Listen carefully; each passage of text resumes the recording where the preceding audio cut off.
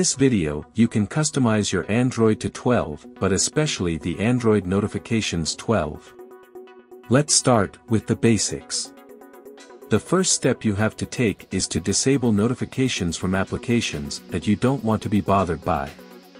You will be able to disable all notifications in a single app in a simple way, and to do so you just have to enter the Android settings and click on the notifications section.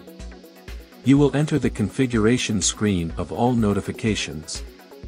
Here, now click on the notification settings option, which is going to appear at the top of the page, in the general section. You will enter a screen with the list of all the applications that you have installed.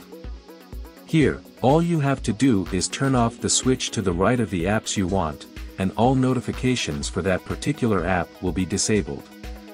Above, you will also have a drop-down to choose how to sort the list of applications, and if you want to see the most recent, the most frequent. Thus, you will be able to access the list of all the installed applications, or settle for those in which only the ones that you use most or the last ones that you used are shown.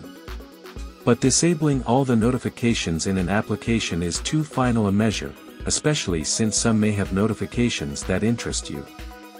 If this is the case, you can spin thinner by disabling only specific notifications from each app, and leaving the rest running. All you have to do is go to Settings, Notifications, and back to Notification Settings.